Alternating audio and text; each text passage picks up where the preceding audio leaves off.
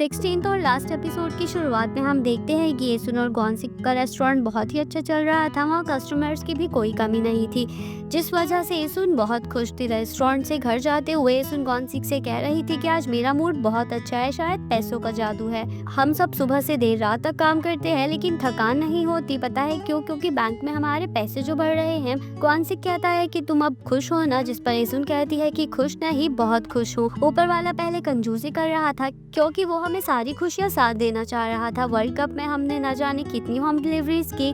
जेजू में हमारी duty free store है। चोलयोंग पकड़ा गया। जुंगमी ने हमारे लिए एड शूट की।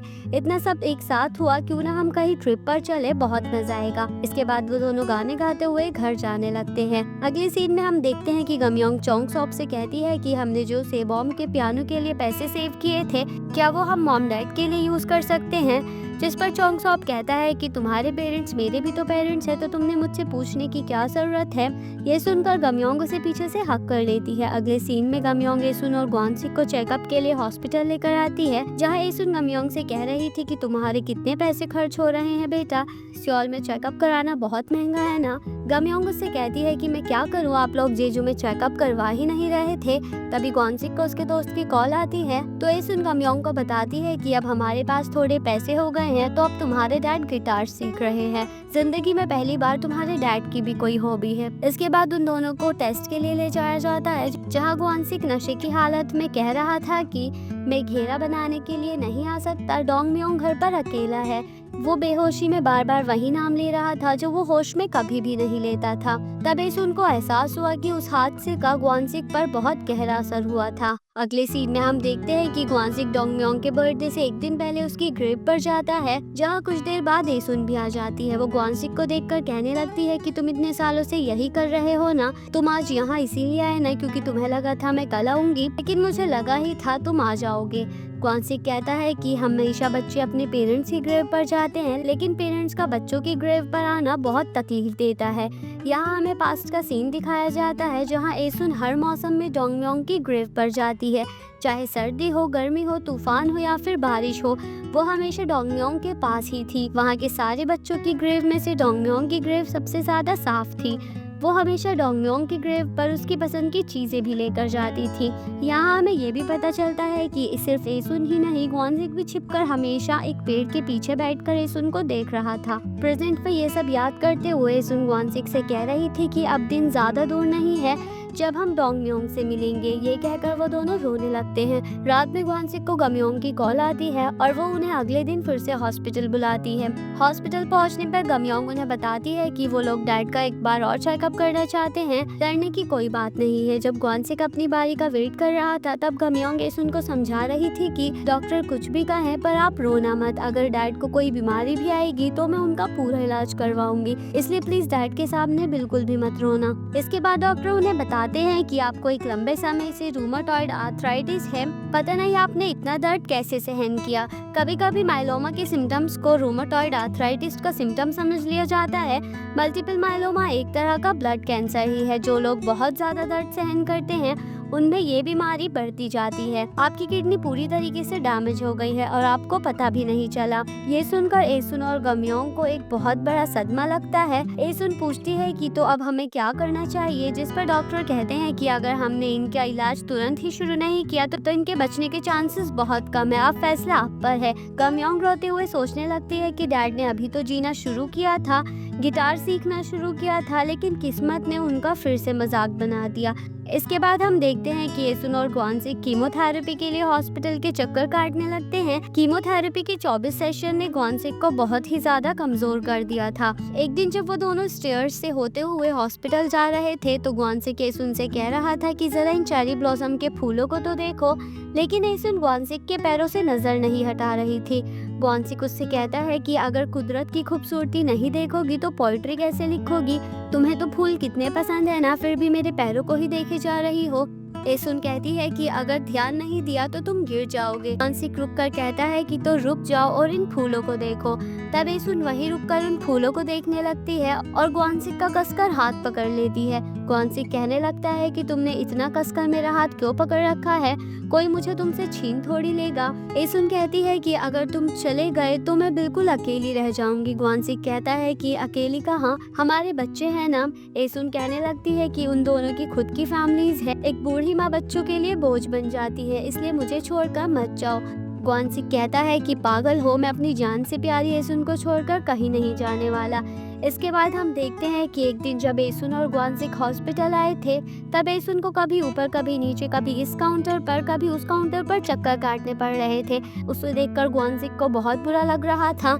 एक बार तो ग्वानसिक गुस्से में रिसेप्शन काउंटर पर एक लड़के को सुना देता है, तभी वहाँ गमयोंग आ जाती है तो ग्वानसिक उस पर भी भड़कते हुए कहने लगता है कि कहाँ रह गई थी, अब तक आई क्यों नहीं थी, अगर हम सियोल के हॉस्पिटल आएंगे तो तुम भी हमारे साथ आओगी, ये तुम्हारा फर्ज बनता है, समझी।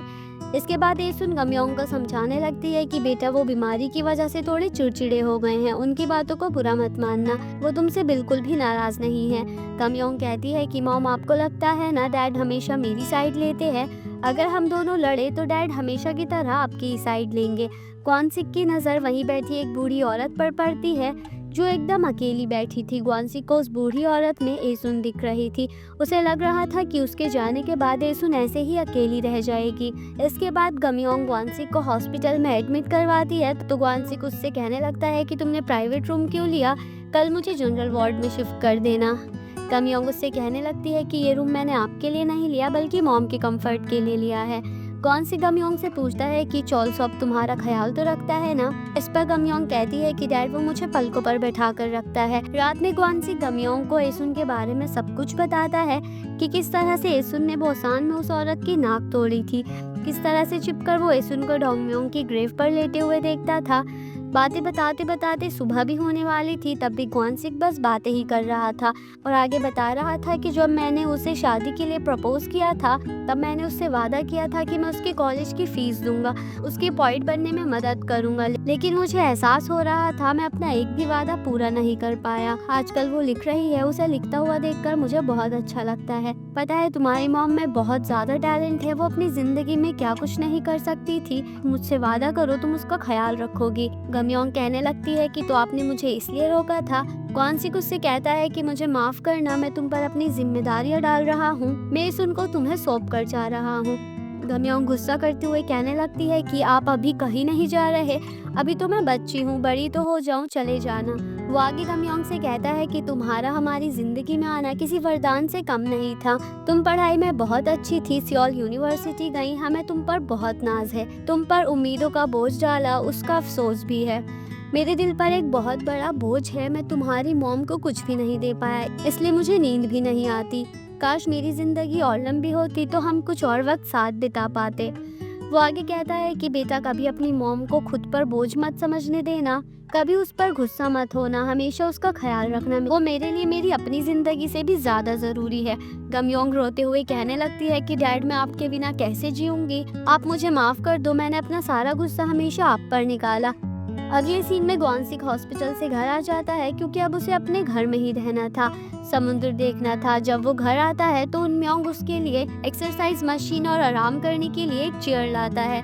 वो ग्वानसिक को उन चीज़ों के बारे में बताते बताते अचानक रोने लगता है और कहने लगता है कि डैड आप कितने पतले हो गए, मैं आपका ख्याल रखना चाहता था, आपके लिए बोट खरीदना चाहता था, मर्सिडीज खरीदना चाहता था। ग्वानसिक उससे तब भी यही कहता है कि बेटा मुझे उसकी ज़रूरत नहीं है। वो उसे चुप करते हुए कहता है कि तुम एक बहुत अच्छे बेटे हो। उन्म्योंग कहता है कि मैं हमेशा से जानता था आप मुझसे प्यार करते हो।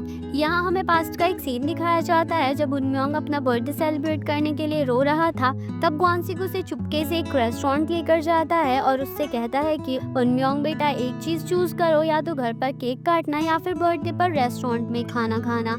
जिस पर उन्म्योंग उससे कहता है कि हर बर्थडे पर रोबोट टॉय और नूडल्स। ग्वानसिक उससे कहता है कि मैं तुम्हें ये दोनों चीजें लेकर दूंगा, लेकिन ये बस हम दोनों का सीक्रेट होगा। या उन्म्योंग ग्वानसिक से कहता है कि डैड पता है मुझे क्या लगता है, आप गमयोंग से ज्यादा मुझसे प्यार करते हो। प्रेजेंट में उन्म्योंग रोते हुए कह रहा था कि आपने छिपकर मेरी सारी ख्वाहिश पूरी की, मुझे सब कुछ याद है, मैंने फिर भी आपको ताने मारे। फिर ग्वानसिक अपनी मॉम के पास जाता है जो वही बालकनी में बैठकर उसी के लिए खाना बना रही थी और उससे कह रही थी कि तुम हाथ मुंह धो लो और खाना खा लो।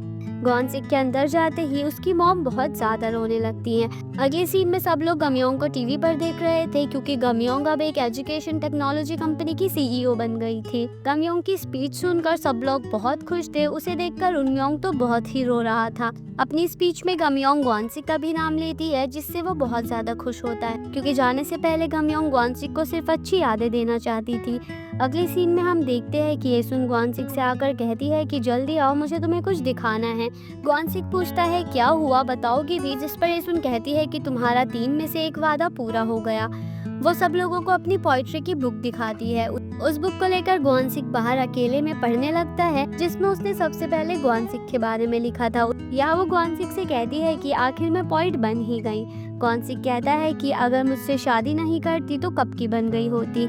येसुन कहती है कि फिर तो मैं कभी कुछ कर ही नहीं पाती, मेरी पोइट्री में इतनी गहराई नहीं होती। गॉनसिक उससे कहता है कि आज मैं बहुत खुश हूँ। इसके बाद गॉनसिक येसुन को अपनी पीठ पर उठा लेता है और खुशी से झूमने लगता है। इसके बाद रात में वो दोनों लेटे हुए थे तो येसुन गॉनसिक से कहने लगती है कि काश हमें साथ में 1 साल और मिल जाता तो हम हर मौसम खुलकर जीते। गॉनसिक कहने लगता है कि अगले जन्म में मैं अपने सारे वादे निभाऊंगा। येसुन कहती है कि किस्मत इतनी मेहरबान हो कि जो हर जन्म में मुझे तुम मिल जाओ। गॉनसिक कहने लगता है कि मैंने तो तुम्हें हमेशा तकलीफें ही दी हैं, जिस पर येसुन कहती है कि तुमने तो मुझे बहुत ही अच्छी जिंदगी दी है। गॉनसिक कहता है कि जब मैं जाऊंगा तो तुम रोओगी नहीं, तुम रोती हो तो मुझे बहुत तकलीफ होती है, मैं चैन से जा भी नहीं पाऊंगा, इसलिए तुम हंसते हुए मुझे इस दुनिया से विदा करना। उसकी बातें सुनकर येसुन रोते हुए उससे कहने लगती है कि मेरी पीठ थपथपाओ। गॉनसिक भी उसे थपक कर सुलाने लगता है और अपना पुराना वक्त याद करने लगता है। अगले सीन में हम देखते हैं कि गॉनसिक की तबीयत खराब हो जाती है तो उसे हॉस्पिटल ले जाया जाता है। येसुन गमयोंग उनयोंग का रो रो कर बुरा हाल हो रहा था और गॉनसिक जाते हुए बस उन्हें ही देख रहा था। इसके बाद येसुन ग्लास के थ्रू गॉनसिक को देखकर उसे अपने मन में ही कह रही थी कि तुमने सारे बोझ अपने कंधों पर क्यों उठा रखे थे, कितनी जल्दी बूढ़े हो गए। गॉनसिक भी अपने मन में जवाब देते हुए कहता है कि लेकिन तुम आज भी बिल्कुल वैसी ही हो। इसी तरह से वो दोनों कुछ देर तक एक दूसरे से बातें करते हैं और इसी तरह से गॉनसिक येसुन को हंसते हुए देखते देखते अपनी आंखें हमेशा के लिए बंद कर लेता है। अगले सीन में हम देखते हैं कि गॉनसिक की मॉम गमयोंग को गॉनसिक की पासबुक देते हुए कहती है कि गॉनसिक ने मुझे तुम्हें ये देने के लिए कहा था। गमयोंग देखती है कि इतने सालों में उसने अपने पेरेंट्स के लिए जो भी पैसे भेजे थे उसमें से गॉनसिक ने कुछ भी खर्च नहीं किया था। ये देखकर गमयोंग बहुत रोती है। अगले सीन में हम देखते हैं कि सांगिल उनम्योंग को मर्सिडीज देते हुए कहता है कि तुम्हारे डैड हमेशा से चाहते थे तुम्हारे पास एक मर्सिडीज हो, तुम्हें सारी खुशी मिले। वहीं येसुन भी कुछ ही दिनों में बहुत ज़्यादा बूढ़ी लग रही थी। वो अपने बालों में हेयर क्लिप्स लगाने के लिए जैसे ही ड्रॉर खोलती है तो देखती है कि गॉनसिक ने अपने मरने से पहले उसके लिए बहुत सारी नई हेयर क्लिप्स लाकर रख दी थी। उन्हें देखकर येसुन खुद से कह रही थी कि मैं कैसे जीऊंगी। इसके बाद येसुन कबर्ड में थोड़ी ऊंचाई से बॉल उठा रही थी लेकिन वो वहाँ नहीं रखे थे क्योंकि गॉनसिक ने वो पहले ही नीचे अरेंज कर दिए थे ताकि येसुन को कोई भी प्रॉब्लम ना हो, यहाँ तक कि विंडोज से पानी अंदर ना आए, इसलिए उसने उन्हें अच्छे से कवर कर दिया था। 2025 में हम देखते हैं कि येसुन ओल्ड एज होम में नहीं बल्कि हॉस्पिटल आकर अपनी एज वाले लोगों के साथ वक्त बिताती है, जहाँ सब लोग उसे येसुन टीचर बुलाते हैं। हॉस्पिटल से आते हुए येसुन समुद्र की ओर देखकर कह रही थी कि मॉम कोई 90 साल जी रहा है, कोई 100 साल जी रहा है, आप इतनी जल्दी क्यों चली गई? क्या आपकी नई जिंदगी बहुत अच्छी है? काश आपको चेयर टेबल पर बैठकर सब पर हुक्म चलाने का मौका मिला हो। यहाँ हम ये भी देखते हैं कि येसुन ने अभी भी वही हेयर क्लिप लगाई हुई थी जो उसे बचपन में गॉनसिक ने दी थी। अगले सीन में येसुन से मिलने के लिए गमयोंग और उनम्योंग और उसकी फैमिली मेंबर्स आए हुए थे। वहीं सांगिल योंगरैन से कह रहा था कि मैं तुम्हें हॉस्पिटल लेकर चलूंगा, बच्चों से कहने की जरूरत नहीं है। योंगरैन उससे कह रही थी कि पहले अपना ख्याल तो रख लो, अपना पेट तो देखो, अपने बाल काले करो।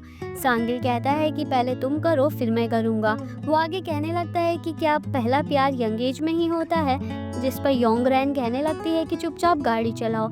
वहीं दूसरी तरफ हम देखते हैं कि येसुन की एक और बुक पब्लिश होती है जो उसकी जिंदगी के बारे में थी। उसे देखकर येसुन इमोशनल हो जाती है। इसके बाद हमें वो सीन दिखाया जाता है जब गमयोंग ने येसुन की कहानी चीफ एडिटर को भेजी थी जिनका नाम क्लॉय था।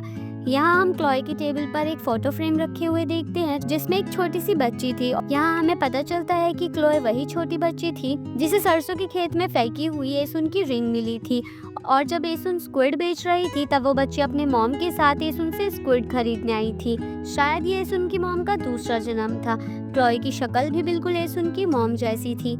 यहाँ क्लॉय एसुन की कहानी पढ़कर रो रही थी और अपने असिस्टेंट से कह रही थी कि कितनी मुश्किलें झेली हैं इसने, इसकी माँ को इस पर नाज होगा। वहीं दूसरी तरफ एसुन अपनी बुक पढ़ रही थी और गमयोंग उससे कह रही थी कि आपकी बुक छपने की खुशी में पार्टी करें क्या, या फिर अपनी बेटी से कुछ मांग लो। अब आपकी बेटी बहुत पैसे कमाती है, अभी तो आपके लिए आपका पुराना घर भी खरीद लिया। एसुन उससे कहने लगती है कि अब मेरी एक ही विश है, मैं अपनी बिजी बेटी से 100 बार मिल सकूं।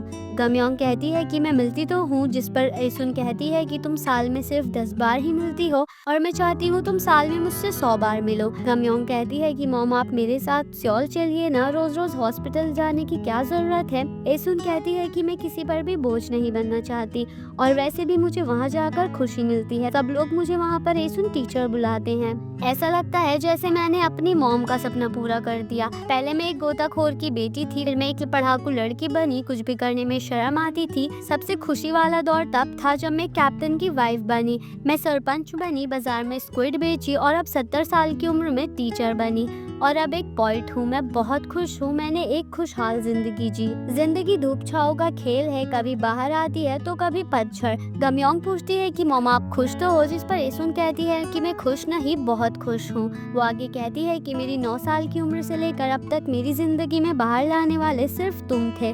तुम नहीं होते तो इस बुक का भी कोई वजूद नहीं होता। सीन यहीं पर कट होता है और एसुन और ग्वानसिक की यंग एज पर चला जाता है, जहाँ एसुन ग्वानसिक से कह रही थी कि जब मैं पोइट बन जाऊंगी तो महंगे महंगे कपड़े खरीदूंगी और जब अमीर बन जाऊंगी तो एक बड़े से घर में रहूंगी, एक डॉग भी पालूंगी। ग्वानसिक कहता है कि मैं कार चलाऊंगा और गॉगल्स पहनूंगा, तुम्हें कार में घुमाऊंगा, जहाँ भी बोलोगी वहीं लेकर जाऊंगा, अमेरिका तक भी। एसुन कहती है कि जो मर्जी हम वो करेंगे, खुलकर जिएंगे। फिर वो बात करते करते जाने लगते हैं और गमयोंग हमें नरेट करती है कि मेरे पेरेंट्स के नाम जो दिल से हमेशा बहुत जवान थे, उन्होंने बहुत उतार चढ़ाव देखे लेकिन कभी भी हार नहीं मानी। मैं बहुत खुशकिस्मत हूँ जो मुझे ऐसे पेरेंट्स मिले और उनकी ऐसी लव स्टोरी देखने का मौका मिला। और यहीं पर ये ड्रामा एंड हो जाता है।